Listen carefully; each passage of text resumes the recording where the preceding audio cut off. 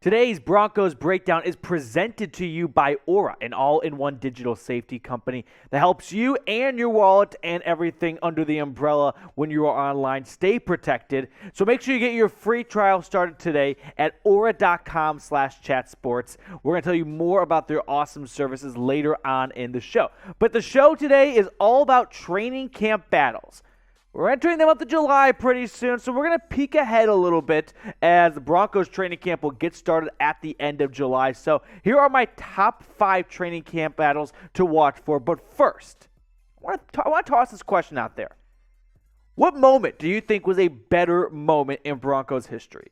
Was it the Cam Newton fumble, right, where Demaryius Ware's like, you don't want the football? And Newton's like, no. And Newton's like, all right, I'll just paw that bad boy. Or is it Tim Tebow hooking up with Demaryius Thomas for an 80-yard touchdown? I know one's a Super Bowl and one's not, but still, the Thomas moment was awesome. So if you think it's Cam Newton, if you think it's a fumble, like the video. If you think it's Tebow to Thomas, type 88. I want to see which one gets more, so we'll have a little battle between the likes and the comments. Let me know which one you're rolling with down below. First training camp battle, though, to keep an eye on for. Kareem Jackson versus Caden Stearns. I know, we are really pushing the envelope here when we look at the safety depth chart. But I do think this is going to be a fun battle to watch for, because the depth chart right now, at least in my mind, I've got Kareem Jackson starting. And I think a lot of us kind of expected when the 2021 season wrapped up was that would be Jackson's last stint with the Broncos, right? Longtime vet. And it would turn over to now the second year, former Texas Longhorn Caden Stearns. In fact, when you compare their stats from last season, it's kind of natural to think that would be the progression, right? Caden Stearns appearing in 15 games, but Kareem Jackson was the starter. Now, Stearns had some great moments, right? He had 2 interceptions. First one in the Jets game, and then the second one, it'll come back to me. Oh, the Cowboys game, I think. Yeah, everyone had a great game in the Cowboys game. Suck it, Tom Downey. Yeah, 10.5-point favorites, my ass. But I do think this is K-Jack's job to start the season. I do wonder if we could see a midseason change. Now, I'm also going to note this. Caden Stearns is not going to be sitting on the bench, right? New defensive coordinator for the Broncos, Ejiro Evero, coming over from the Rams, has been very vocal that he's going to implement a lot of 3 safety sets. I mean, he's coming from the Rams, where that was an offense he went up against in practice that was putting tons of wide receivers out in the field. Their number 1 player worked out of the slot, right? Cooper Kupp. And Evero's not going to be interested in going up against team slot wide receivers and tossing a linebacker out there. I mean, no offense to Josie Jewell or Alex Singleton, but they can't keep up with these speed demons. So why don't you bring an extra safety out there? I mean, nickel little dime defense. Shout out to Brett Favre for not knowing what that is.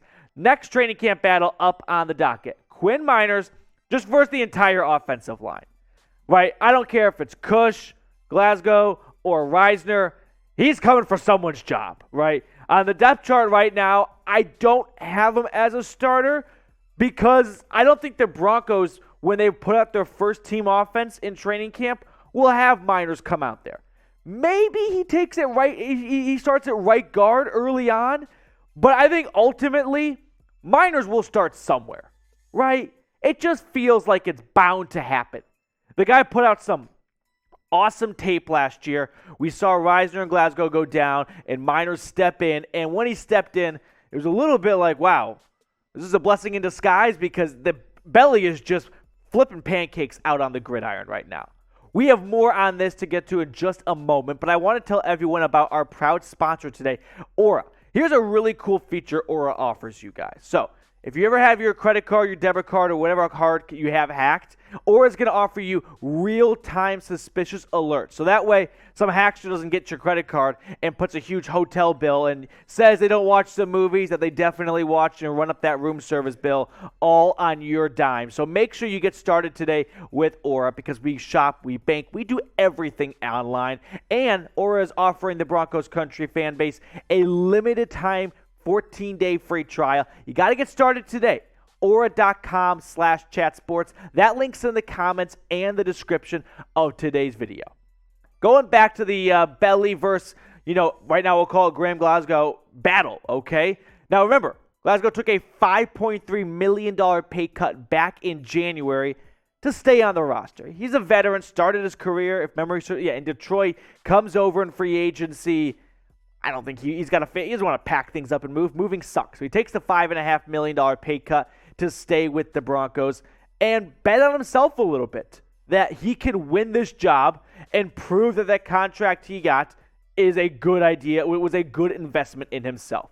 But what we saw from Meinerz last year, I mean, PFF's a good and a bad at times metric to use to evaluate players, but I think they do a good job of grading, the boys in the trenches. 67.4 overall, not too shabby right there. Meinerz, Peyton traded up to get him. He's got a bit of a crush on him. He's going to find a way to get him in the starting lineup. Well, at least maybe pressure Hackett to get him in the starting lineup. But I'll let you guys weigh in on this one for me. Predict it. Will Belly start week 1? Type S for start or B for bench. Let me know what you're thinking down below. I don't know. I think it will. Okay, I'm kind of going back and forth. I think it will happen by week 1. I just don't think it's going to happen the day training camp opens up. Next training camp battle, McTelvin Agim, third-round pick out of Arkansas back in 2020 versus Deshaun Williams, who has an awesome story. If you're not really familiar with Williams, and that's fine, just go to his Wikipedia. The guy was with the Calgary Stampeders before coming back to Denver for like his third stint. I mean, he has been making the most out of borrowed time. But on the depth chart right now, I had Agim ahead of Williams for a little bit, but I woke up at 2 o'clock in the morning and I said, I can't do it. I've got to flip-flop him. So that's exactly what we did. We put Williams opposite Draymond Jones, which, by the way, can we all take a moment to realize this is going to be a broadcast nightmare? Deshaun Williams, DJ Jones, and Draymond Jones. 3 Ds across the board and 2 Jones. But let's get back to the story on hand. Agim versus Williams last season. They aren't beautiful stats, right? Agim was off and on throughout the season. Williams was the backup to start the year. And then down the stretch, he started 8 straight games for the Broncos. It would have been 10 straight had it not been for a season-ending elbow injury in Week 16. So I think Deshaun Williams is going to come into camp and he's going to be the starter on the other side of the defensive line from Draymond Jones. But that's going to be a fun battle to watch between Jones and Agim for that second 5-technique defensive end position that's opened up opposite, like really replacing Shelby Harris. Now, we're talking about football here today, so if you guys are ready for real Broncos football, subscribe today. I've got a little woo in my ear right now from producer Jeremy. If you're like, you know what, the news, the rumors, it's fun and all, but can we talk about pads hitting pads? Well, if you are in that boat, hit that big red button and subscribe. All right, next training camp battle. I've got Alex Singleton versus Jonas Griffith. We got a little linebacker showdown right here. It's obvious that Josie Jewell is going to be one of the 2 starting inside linebackers. It's about the other job that's up for grabs right now. I think it's going to be Alex Singleton coming over from Philadelphia in free agency.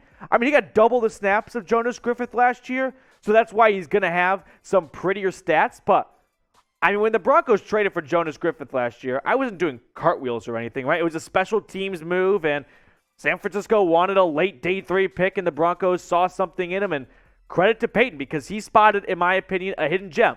But I think it's time I offer an apology to Alex Singleton. I have been a little harsh. If you guys watch the show, you know this has been a position I've been a little concerned with. But I got some comments on yesterday's video saying you should just revisit Alex Singleton. And I was watching some of his tape, and it's not there's tons of Alex Singleton highlights out there, but we found some. And yeah, maybe I was a little bit too harsh on him just being a special teams guy. I think he can offer more in that starting defensive role. But I think Jonas Griffith could also be a hidden gem for the Broncos. He showed lots of potential last year. I mean, talk about making the most of an opportunity when, let's go across the line right now, right? You have Chubb, Johnson, Jewell, and Von Miller all start we're your starters, but not all of them really started week 1. Week 2, and then just decimated from injuries, from Chubb to Jewell to Johnson to Miller getting traded. But Griffith stepped up, and I thought he made the most of the opportunity, and maybe he could really push for a starting role this season. Let's play another quick game. We do this often on the show, and I like doing it. Well, that's not weird, but I like doing it over. Okay, that's not even weirder. I like continuing this game. Here we go. Because you guys come up with some really creative names. It's got to be random. It cannot be something basic. It can't be Josie Jewell. It's got to be random. The more random, the better. So give me a random Broncos linebacker. Jeremy, who are you going with? Randy Gradishaw. Producer Jeremy right now saying that's his random. Let me know your random Broncos linebacker down below. Final training camp battle. It is just all the UDFAs versus George Paton. Because a GM's nightmare is having a difficult job during training camp and preseason.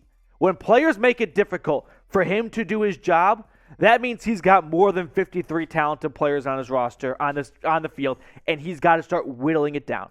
But we know that there's something in the water when it comes to UDFAs at Mile High. I mean, we've had a long run. Just look at the last 5 years, for example, of UDFAs to make the 53-man roster. Andre Mincy last year from Bandy, okay? You had Bassey the year before that. Malik Reed, Philip Lindsay, of course, the most notable of all, I would argue. Jamal Carter. So if I had to look at 3 guys who I think could really make a case, Christopher Allen, big-time player out of Alabama who just couldn't stay healthy for the Crimson Tide. But when he was out there, he was awesome. Kanai Maga from USC. The guy's just a mauler, and I'm also looking at that position group. It's a little thin at inside linebacker, so there could be a spot to be had. And then finally, Brandon Johnson. Started at my alma mater, Tennessee, transferred to University of Central Florida, and he was getting some praise as minicamp wrapped up. So just keep an eye on that, even though that wide receiver room is pretty tough to crack. You never know. So let's wrap up the show with this question. Will a UDFA make the 53-man roster? Is the streak going to continue, or will it end this season? Y for yes or N for no. I appreciate everyone that made the Broncos breakdown a part of their day today. Thank you so much for clicking on today's video. And also make sure you subscribe if you have not already. That way you stay in the know when it comes to all things related to your Denver Broncos.